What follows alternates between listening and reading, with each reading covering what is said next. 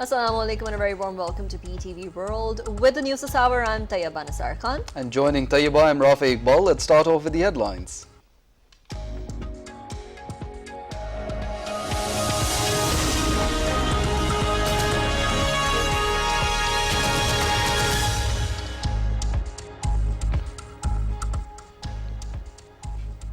Prime Minister Sharif and the former President Asif Ali Zardari discuss overall political situation in the country. The ex-president inquires about the health of Prime Minister.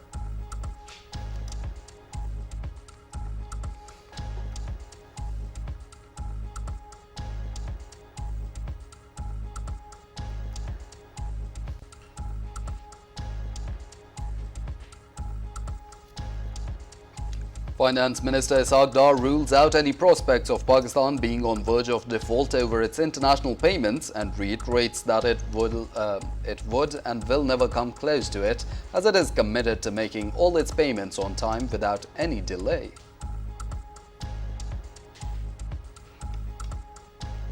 Information Minister Maryam Aurangzeb formally launches the Economic Affairs Journal, says the journal will not only highlight the economic achievements of the government, but also will provide platform for constructive criticism.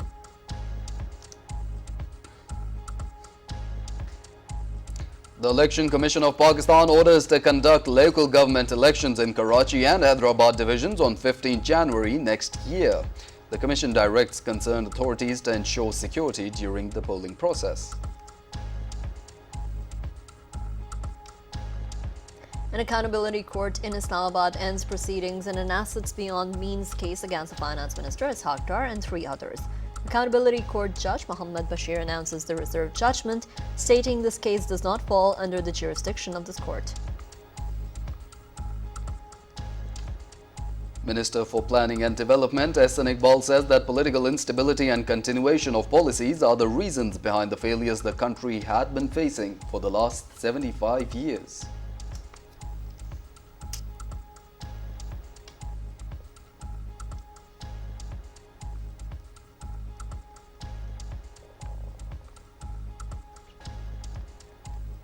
The UN General Assembly adopted by consensus a resolution introduced by Pakistan on cooperation with the Organization of Islamic Cooperation, urging the UN system to enhance collaboration with the Jeddah-based body in areas of mutual interest. Death toll from an earthquake on Indonesia's main island of Java jumps to 268 as rescuers searched for survivors in the rubble and relatives started to bury their loved ones. At least 38 people killed and 2 injured in a fire at a factory in the Chinese city of Anyang.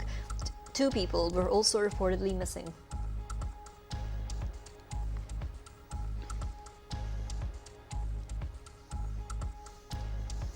Saudi Arabia stunned Argentina by 2-1 in the biggest upset of FIFA World Cup 2022 Group C opener in Lusail Stadium.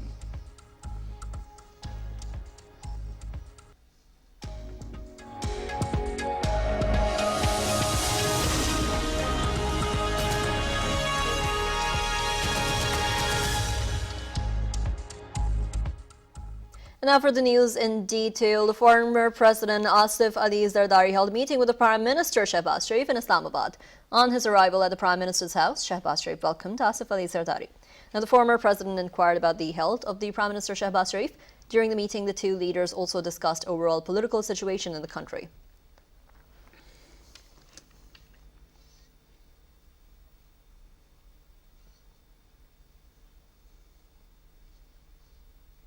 Finance Minister Shahid has ruled out any prospects of Pakistan being on the verge of default over its international payments and reiterated that it would and will never come close to it, as it is committed to making all its payments on time without any delay. In an interview with private news channel, the Finance Minister reiterated that Pakistan will fulfill international commitments. Shahid asked PTI leadership to stop their negative campaign regarding the country's economy. The finance minister said PTI government violated sovereign commitments. He said Imran Khan destroyed international economy and the national economy and tried to create Sri Lanka-like situation in the country.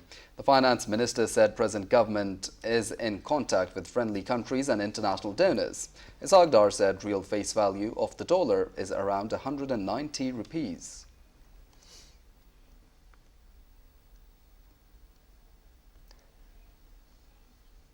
Minister for Information and Broadcasting Maryam Aurangzeb has formally launched the Economic Affairs Journal. Addressing the launching ceremony in Islamabad, she appreciated the efforts of Ministry of Information and Broadcasting for taking this initiative, which will provide an insight on the country's economic issues. Now, the Information Minister said that the journal will not only highlight the economic achievements of the government, but will also provide platform for constructive criticism. Maryam Aurangzeb termed the launch of journal as part of celebrations in connection with Pakistan's 75th year of independence. She said that the journal would also provide a historic overview of Pakistan's economic opportunities and challenges. The minister also urged the staff to promote such initiatives at diplomatic levels so the world can understand key economic challenges being faced by Pakistan. The Election Commission of Pakistan has announced holding local government elections in Karachi and Hyderabad divisions on 15th of January 2023. The Chief Election Commissioner, Sikandar Sultan Raja, announced the verdict, which was reserved on 15th of November. The Election Commission directed the Sindh and federal governments to complete the security arrangements in this regard. It directed the Sindh government, Inspector General Police, Chief Secretary, Interior Ministry to ensure security arrangements for holding free, fair and impartial elections. The federal government, through Secretary, Ministry of Interior, is directed to provide a sufficient number of security personnel from other law enforcement agencies. The local government polls in Karachi were postponed in July due to the flash floods. The Sindh government had repeatedly sought the rescheduling of dates for the elections. The elections were initially scheduled for 24th of July, but they were delayed due to bad weather and rains. Then the polling was set to take place on 28th of August and October the 24th, but the provincial government refused to provide security. An accountability court in Islamabad has ended proceedings in an assets beyond means case against Finance Ministers Qatar and 3 others. Accountability Court Judge Muhammad Bashir announced the reserved judgment stating this case does not fall under the jurisdiction of the court. Now, the reference has been returned to the NAB as well. Statements of 42 witnesses, including an investigation officer, were recorded in the case. The criminal trial against former Prime Minister Imran Khan in the Tosha Khana case has begun at District and Session Court, Islamabad. The District Election Commissioner had sent complaint against the PTI chairman to the Sessions Court. The complaint says that Imran Khan filed false details of his assets, which is a punishable act under Section 174. The complaint seeks trial of the former Prime Minister under Sections 137, 170 and 167. The Election Commission of Pakistan, in its decision in the Tosha Khana reference, had ordered the criminal trial of Imran Khan. The Election Commission of Pakistan heard the contempt of court case against PTI chairperson Imran Khan. A 4-member bench headed by the member from Sindh, Nisar Durrani, heard the case. PTI's counsel submitted an application before the bench seeking exemption for Imran Khan to appear in person. The council argued that the former Prime Minister is suffering from injuries after the Wazirabad incident, and the doctors have advised him against travelling. Now, the bench adjourned further hearing till December 13th. Pakistan Tehreek-e-Insaf has withdrawn its plea seeking permission to hold rally in Islamabad. The Islamabad High Court heard a petition of PTI seeking permission to hold a sit-in and hold a rally as well.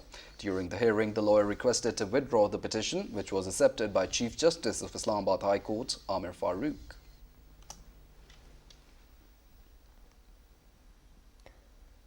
Former Prime Minister and PMLN leader Shahid Khaqan Abbasi has said his party is hopeful for a landslide victory in the upcoming general elections on the basis of its performance in serving the masses. Now, addressing PMLN workers in Chelm, he said that the government is trying its best to revamp the economy. Criticizing the role in politics of Imran Khan, the PMLN leader said that the PTI chief wants to make the army chief's appointment controversial.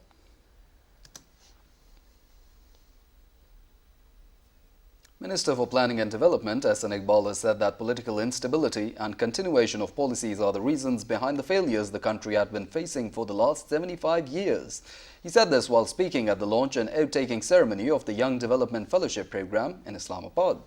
The planning minister said that the father of the nation, Quaid-e-Azam Muhammad Ali Jinnah, and his companions had materialized the dream of independent Pakistan to prove to the world that they had the capacity to run a free and sovereign country in accordance with their principles. He lamented that adding one more underdeveloping country on the world map was not the purpose of Pakistan's creation.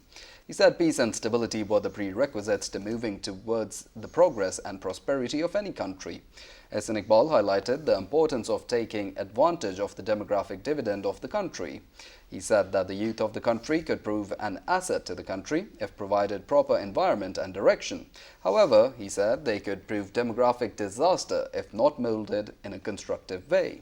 He said that the government's top priority is to provide the best opportunity to the youth, including training, education and experiences which could lead the country onto the path of development. Federal Minister for Energy, Engineer Khurram Dastagir says all the efforts are being made to accelerate the work on development projects to produce cheap electricity in the country, especially in Hazara region. Now addressing the groundbreaking ceremony of Suki Kinara and Kinari transmission line project in Mansahr on Tuesday, he said that the development of the country is sole mission of present government. Now, the minister also said that the Suki Kinari project transmission line is part of the projects for provision of the affordable and abundant power supply. He said that the government is going to lower down the electricity rates in the near future. Minister for Information and Broadcasting Maryam Aurangzeb has said international acceptance of demand for climate justice is a diplomatic success for Pakistan. In a statement, she said establishment of an international fund for the countries ravaged by climate change is a triumph of Pakistan's stance.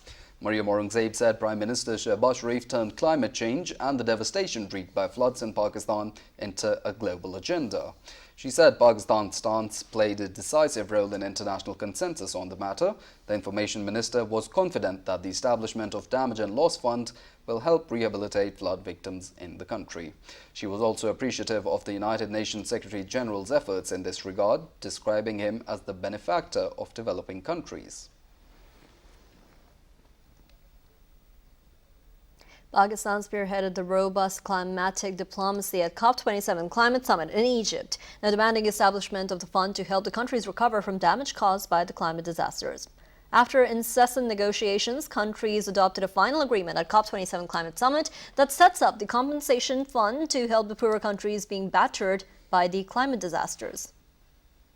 The vulnerable population of Pakistan is experiencing devastating impacts of climate change on their lives through changing weather patterns, crop losses, and water shortages, placing them among the bottom 1% of climate risk pyramid. Pakistan spearheaded robust climate diplomacy at COP27 Climate Summit in Egypt, demanding establishment of fund to help countries recover from damage caused by climate disasters. After incessant negotiations, countries adopted a final agreement at COP27 Climate Summit that sets up a compensation fund to help poor countries being battered by climate disasters. Prime Minister Sharif welcomed the development as first pivotal step towards the goal of climate justice and termed the development as manifestation of excellent climate diplomacy. Minister for Information and Broadcasting Maryam Aurangzeb emphasized that international acceptance of demand for climate justice is a diplomatic success of Pakistan. Prime Minister Sharif turned climate change and the devastation wreaked by floods in Pakistan into a global agenda, and Pakistan's stance played a decisive role in international consensus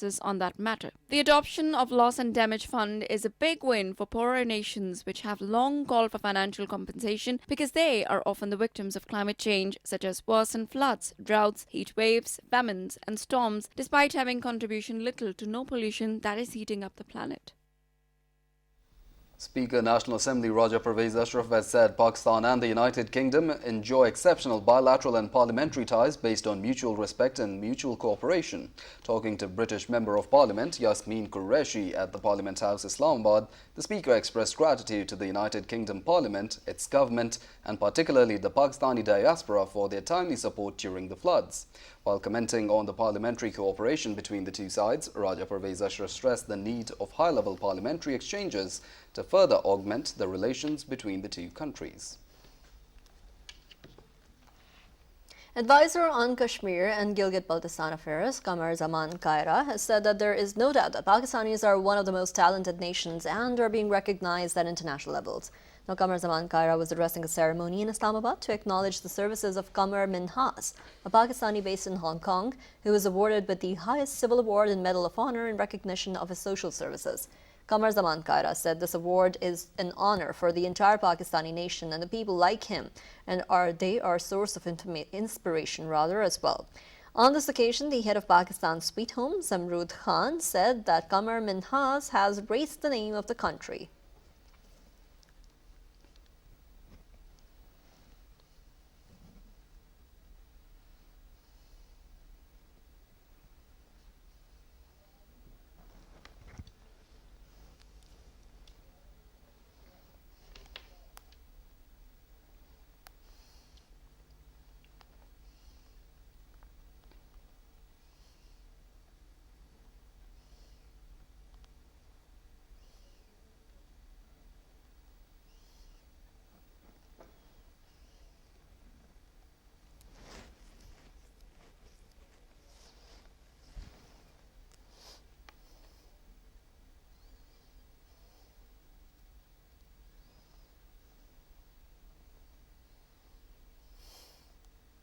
Contact cells for affected families have been set up in Balochistan on the directions of Parliamentary Commission on Missing Persons. Addressing the relatives of missing persons in Quetta, head of the commission, Sardar Akhtar Mengal, said the cells will work in the supervision of the commissioners. He said details of the missing persons and complaints shall be submitted in these cells and will be shared with the federal and provincial governments. Mengal said enforced disappearances is a serious issue which needs redressal.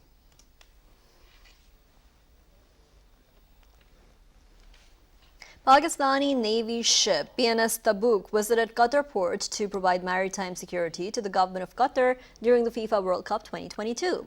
According to Pakistan Navy spokesperson, upon arrival at the port of Qatar, the ship was received by Pakistani diplomatic officials and senior officers of the host navy. The ship's commanding officer discussed maritime security for the FIFA World Cup 2022 during meetings with the top officials of the host navy. PNS Tabuk's assistance in maritime security during the international mega event FIFA World Cup 2022 is an expression of confidence in the professionalism of Pakistan Army and Navy. The United Nations General Assembly has adopted by consensus a resolution introduced by Pakistan on cooperation with the Organization of Islamic Cooperation, urging the United Nations system to enhance collaboration with the Jeddah-based body in areas of mutual interest. The 193-member Assembly affirmed that the United Nations and Organization of Islamic Cooperation shared a common goal of promoting and facilitating the Middle East peace process with the goal to establish a just and comprehensive peace in the region.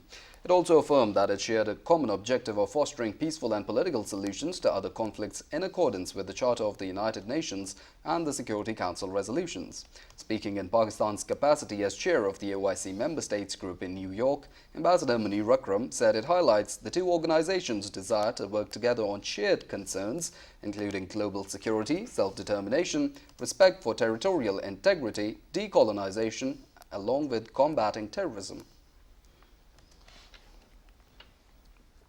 Deputy Representative of the United Nations Children's Fund in Pakistan, Dr. Inusa Kabore, called on the chairperson NDMA, Lieutenant General Inam Haider Malik in Islamabad. Now, the UNICEF delegation sought views on aspects of key action areas of mutual cooperation and engagement during the emergency response and disaster mitigation in Pakistan. Dr. Inusa Kabore, the UNICEF Deputy Representative, apprised the chairperson of organizations' ongoing relief work in the field of health, education, food, behavioral communication, and psychological needs of children in flood-hit areas. Now, he discussed the possibility of exploring other areas such as information management, digital geographical mapping, the rapid need assessment, the community education and learning trajectories in perspective of climate change and its implication on vulnerable communities in Pakistan. WFP's country director in Pakistan, Chris Kay, also called on Chairman NDMA Lieutenant General Inam Haider Malik in Islamabad. They discussed the way forward to address lingering food insecurity and food inflation amidst floods 2022 and food security management system to protect vulnerable communities from grip of climate-induced disasters. Chairman NDMA acknowledged the WFP's humanitarian interventions through logistics support, supplies of food and nutrition, and urgently needed assistance in flood-ravaged areas. He agreed with the country director's insights. The U.S. Ambassador Donald Blum said the strong ties between the United States and Pakistan will further strengthen our robust economic partnership and public health cooperation. Now, during his meetings with the industry leaders at the American Business Council in Karachi, Blum told that how the U.S. and Pakistan can facilitate broad-based, equitable and sustainable economic growth for both the countries has to be discussed. He further said that he is committed to boosting bilateral trade and investment, especially through a new framework called the U.S.-Pakistan Green Alliance that seeks to promote climate-smart agriculture and private sector-led growth in Pakistan. Donald Blum also met with Khaqan University Hospital leadership and visited the modern facilities. Hindu pilgrims have arrived in Pakistan via Wagah border today to celebrate the 314th birth anniversary celebrations of Shiv Avtari at Shadani Darbar Hayat Pitafi in Sindh. The pilgrims from 7 different provinces of India will stay in Pakistan for 12 days. The pilgrims are being led by their group leader, Swami Dr. Sant Yudhishthir Lal. Evacuee Trust Property Board Additional Secretary Shrines Rana Shahid Salim welcomed the pilgrims and while talking to media said ETPB has made all arrangements including transport, medical and food for the Hindu pilgrims. Pakistan High Commission in New Delhi has issued 100 visas to the Hindu Indian pilgrims. Shadani Darbar is a 300-year-old temple and is a sacred place for Hindu devotees. The Shadani Darbar was founded in 1786 by Saint Shadaram Sahib.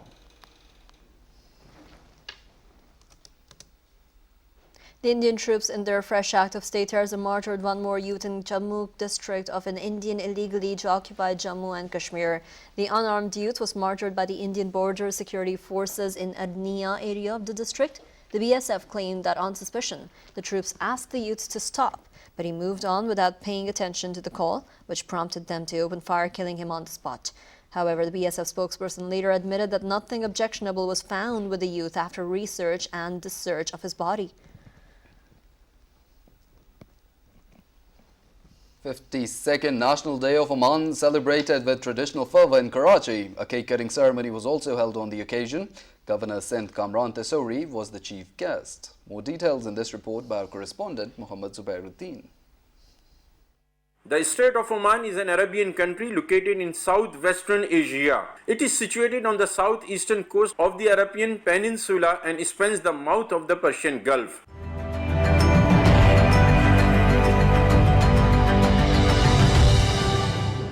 On the eve of the 52nd National Day of Oman, Governor Sindh Kamran Tesori, Provincial Ministers Saeed Ghani and Nasir Shah attended reception, while various diplomats, large number of notables were also present. Governor Sindh expressed heartiest congratulations and felicitated on this happiest day of Oman. Pakistan sees relations with Oman in high regard and want to enhance bilateral and economical ties. I wish Oman and its people on its 52nd National Day a very happy, progressive, prosper and long-lasting success desire in future.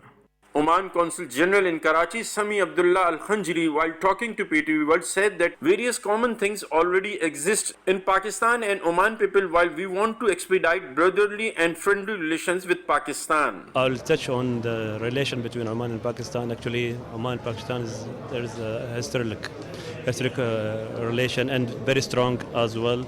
And I keep saying that we need to improve and cooperate with little more in economic between exporting, importing between the Oman and Pakistan, inshallah.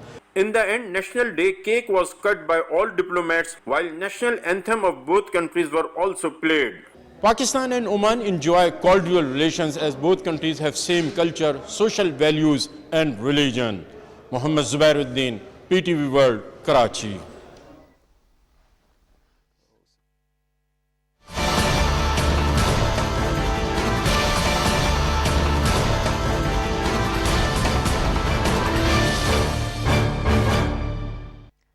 On to some international news now, where the death toll from an earthquake on Indonesia's main island of Java jumped to 268 as the rescuers searched for survivors in the rubble and relatives started to bury their loved ones.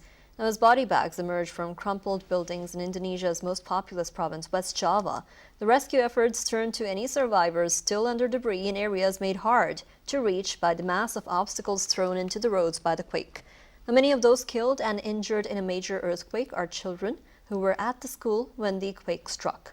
The deadly 5.6 magnitude earthquake has left more than 1,000 people injured. In its latest announcements, the National Disaster Mitigation Agency added that 151 people are still missing. It also said that 22,000 homes had been damaged and that more than 58,000 people had taken shelter in several locations in the region. Meanwhile, global condolences are pouring in to express grief and sorrow over the loss of lives and property. The Australian Prime Minister Anthony Albanese and the Russian President Vladimir Putin joined Canadian and French leaders in offering their condolences. Survivors of Indonesia's 5.6 magnitude earthquake on Monday said they are in dire need of clean water and food. The earthquake's epicenter was near the town of Cianjur in mountainous West Java. President Joko Widodo travelled to Cianjur to encourage the rescuers and said the government would hand out compensation to the victims and their families. The National Disaster Mitigation Agency told reporters that more than 1,000 people had been injured and 58,000 displaced, along with 22,000 houses that had been damaged. A fire at a factory in the Chinese city of Anyang in Henan province has killed 38 people and injured 2 others. The fire broke out in trading in the city's high-tech district. Now, state broadcaster CCTV footage showed a massive fire raging from the thick black smoke clouding the sky, and also firefighters were extinguishing the fire. Now, the government sources said that police had detained a suspect.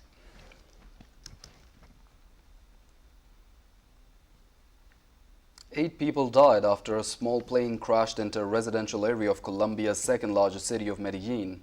Medellin's mayor said 8 people were on board and that the authorities had identified all of their bodies at the scene of the accident.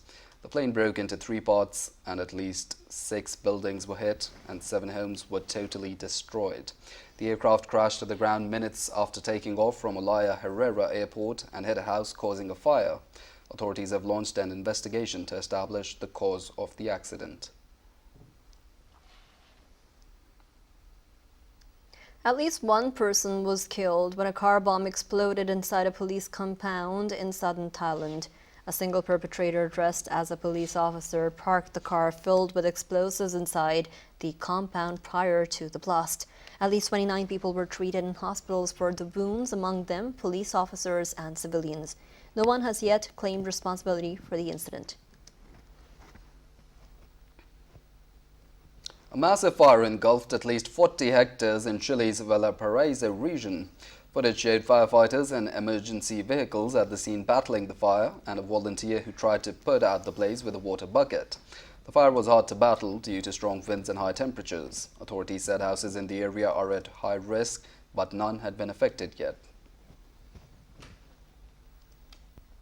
The residents of a French town are in shock after the rape and murder of a 14-year-old girl in the south of the country, just weeks after the brutal killing of a 12-year-old in Paris. Now, also, police arrested a 31-year-old man suspect of the raping and killing of the girl after forcing her into his car as she left school. He left the body in an abandoned house and was quickly identified through security camera footage. The prosecutor told reporters that when the police went to arrest the man at his flat in the southern city of Marmande, he said that "I know why you're here," and confessed immediately. Towering clouds of ash and glowing lava are spewing from 2 volcanoes on Russia's Kamchatka Peninsula, and scientists say major eruptions could be on the way. The peninsula is one of the world's most concentrated areas of geothermal activity, with about 30 active volcanoes.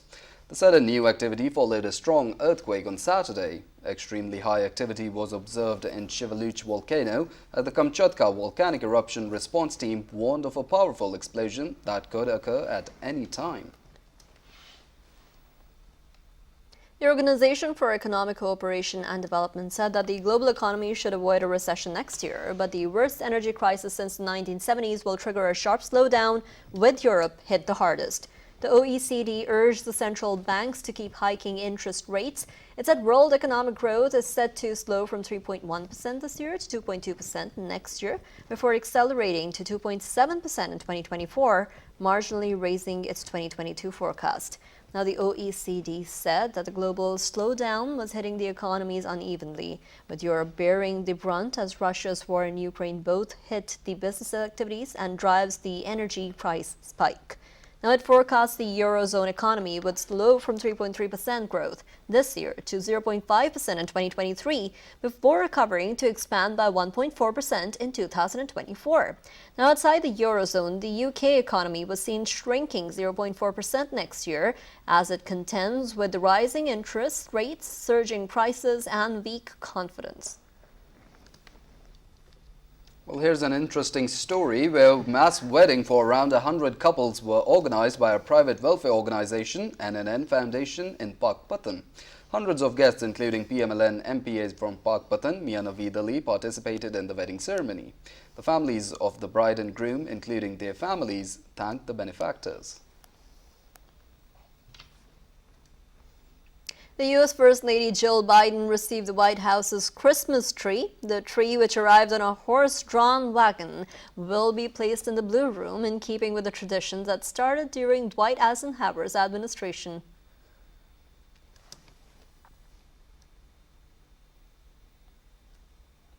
A breathtaking holiday art exhibit, Art Tech House Spectacular Factory, the holiday multiverse, drenches viewers in an immersive, festive spirit in New York's Chelsea Market. Using proprietary digital technology projected onto panoramic screens, founder and chief creative officer of Art Tech House, Sandro Caselides, presents a multiverse of gifts opening into giant swinging jingle bells, nutcrackers, a train ride through wreaths, never-ending tinsel, and a candy cane carousel. Caroselsi said it is to ignite the holiday spirit, the hope, the fate, the bright future, adding that life is beautiful and it is a blessing to be alive. A new documentary, Goodnight Abbasi, follows the Mars exploration rover mission, which was launched by NASA back in 2003.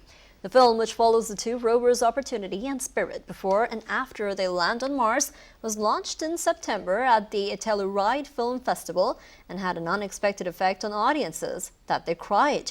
Now, both the rovers, which were solar-powered, were expected to only live for 90 Martian solar days. But Opportunity lasted over 14 years until it transmitted its last message on June the 10th, 2018. Director White wanted to make the film after Opportunity's last message, "My battery is low and it's getting dark," went viral on social media.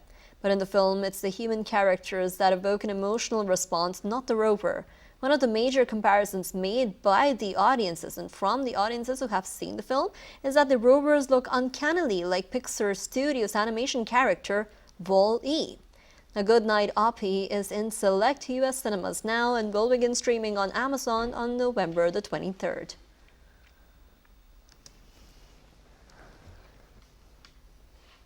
Time for some sports news after a short break. Stay tuned.